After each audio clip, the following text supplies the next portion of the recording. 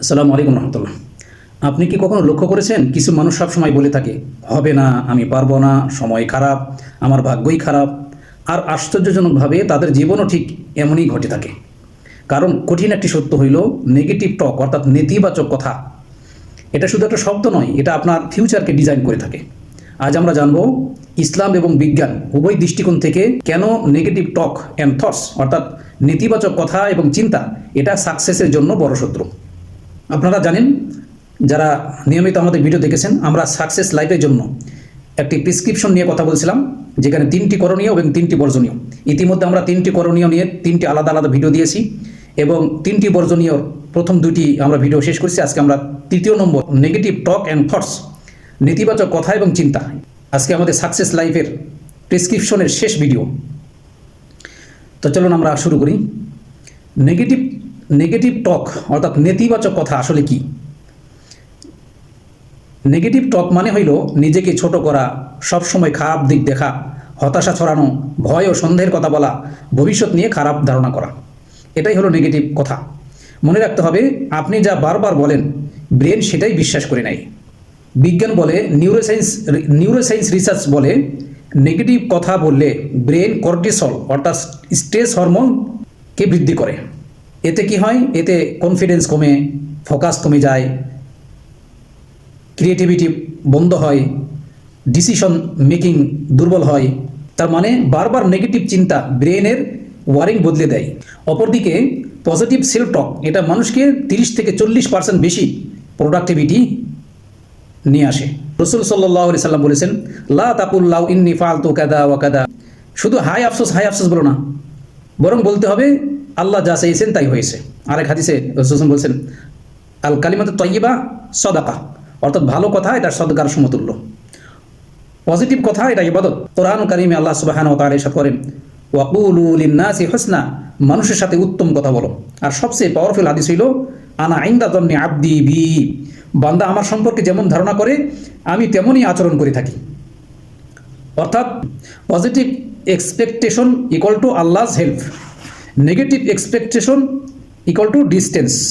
যারা সবসময় নেগেটিভ কথা বলে থাকে তারা তাদের লাইফে অপরচুনিটি দেখতে পায় না, রিস্ক নিতে ভয় পায়। তাদের সাথে যারা টিম মেম্বাররা থাকে তারা ডিমোটিভেট হয়, তাদের দোয়া ইবাদত এগুলো দুর্বল হয়, তাদের থেকে লিডারশিপ তৈরি হয় না। নেগেটিভ মানুষ কখনো লাইফে বড় লিডার হতে পারে না। সেজন্য আমাদের নেগেটিভ অভ্যাসগুলোকে, নেগেটিভ হ্যাবিটগুলোকে চেঞ্জ করে আমাদের থট অডিট করতে হবে, আমাদের চিন্তাগুলোকে, আমাদের কথাগুলোকে অডিট করতে হবে। প্রতিদিন লক্ষ্য করতে হবে আমি বেশি কি কথা বলি, পারবো না নাকি পারবো ইনশাল্লাহ। পরিশেষে আজকের ভিডিওর শেষ মেসেজ হইল, আপনি যদি সত্যিই নিজের জীবন বদলাতে চান তাহলে প্রথমে একটা মাইন্ডসেটকে শেষ করতে হবে, সেটি হলো ভিকটিম মেন্টালিটি। ভিকটিম মেন্টালিটি তাকে বলা হয়, অর্থাৎ নিজেকে কখনো দোষী সাব্যস্ত করা হয় না। সে নিজে ভালো, কিন্তু মানুষ তার উপর জুলুম করতেছে, প্রকৃতি তার উপর জুলুম করতেছে, এমনকি ভাগ্য তার উপর জুলুম করতেছে। সে সবসময় ভাবে যে আমার নসিবই খারাপ, আমার কপাল খারাপ, আমার সাথে সবসময় খারাপই হয়ে থাকে। ঠিক আছে, আমাকে কেউ সাপোর্ট করে না, পরিবার আমাকে সাপোর্ট করে নাই, আমি গরিব পরিবারে জন্ম হয়েছি, ঠিক আছে, আমি যা কিছু উদ্যোগ নিতে চাই আমি সফল হতে পারি না। এই মেন্টালিটিকে চেঞ্জ করতে হবে, এটাকে বলা হয় ভিকটিম মেন্টালিটি। এই পৃথিবীতে প্রত্যেক মানুষের জীবনেই চ্যালেঞ্জ আসে। কারো টাকা কম, কারো সাপোর্ট সিস্টেম নাই, কেউ বারবার ফেল করে, আবার কেউ বিশ্বাসঘাতকতার শিকার হয়। কিন্তু পার্থক্যটা এখানে, কিছু মানুষ শুধু কমপ্লেন করে যায় আর কিছু মানুষ বলে এটা আমার জীবন, এর দায়িত্ব আমার, আর এটাকে বদলানোর অধিকারও আমার। যখন আপনি নিজের জীবনের ওনারশিপ অর্থাৎ মালিকানা, কন্ট্রোল আপনি নিজে নেন, তখনই আসল ট্রান্সফরমেশন শুরু হয়। যেমন আপনি যদি বলেন আমার এক্সারসাইজ করার সময় নেই, কিন্তু প্রতিদিন ঘন্টার পর ঘন্টা মোবাইল স্ক্রল করেন, তাহলে এটা সময়ের অভাব নয়, এটা আপনার ভুল প্রায়োরিটি। ওনারশিপ মানে হইল আমি দেরিতে উঠি কারণ অ্যালার্ম নয়, আমার নিজের হ্যাবিটসই দায়ী, আমার ডায়েট খারাপ কারণ অন্য কেউ নয়, আমি নিজেই দায়ী।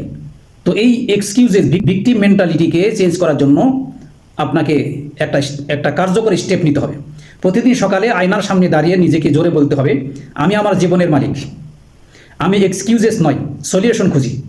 কেউ আমার ভাগ্য লিখবে না, আমি আমার ভাগ্য লিখব। আমি প্রতিদিন একটু একটু করে বেটার হচ্ছি। মনে রাখবেন, ভিকটিম মেন্টালিটি আপনাকে ঠিক যেখানে আছেন সেখানেই আটকে রাখবে, কিন্তু যেদিন আপনি নিজের দায়িত্ব নিজে নিতে শুরু করবেন, সেদিন থেকেই খুলে যাবে গ্রোথের নতুন দরজা এবং শুরু হবে আপনার একবারে নতুন একটি লাইফ। সাকসেস লাইফের জন্য আমরা সংক্ষিপ্ত একটি প্রেসক্রিপশন নিয়ে আলোচনা করেছিলাম, যেখানে আমরা 3টি করণীয় এবং 3টি বর্জনীয় এই 6টি বিষয় আমরা আলাদা আলাদা করে পারফেক্ট ভিডিও আমরা দিয়েছি। আমি আশা করছি যদি কেউ এই সংক্ষিপ্ত প্রেসক্রিপশনের উপরে এই 6টি টপিকের উপরে নিজেকে বদলানোর জন্য চ্যালেঞ্জ গ্রহণ করে, ইনশাআল্লাহ তাআলা আগামী 6 মাসের মধ্যে নিজেকে পরিবর্তন লক্ষ্য করতে থাকবেন। আল্লাহ তাআলা আমাকে এবং আপনাদের সবাইকে নিজের মিশন এবং ভিশনে এই সংক্ষিপ্ত প্রেসক্রিপশন নিজের লাইফে ইমপ্লিমেন্ট করে নিজের জীবনকে বদলানো তৌফিক দান করুক। সাকসেসের চরম শিখরে পৌঁছার আল্লাহ তাআলা রাস্তা তৈরি করে দিক, আমাদের পথকে সুগম করে দিক। ওয়ামা তৌফিক ইল্লা বিল্লাহ। আসসালামু আলাইকুম রহমতুল্লাহ।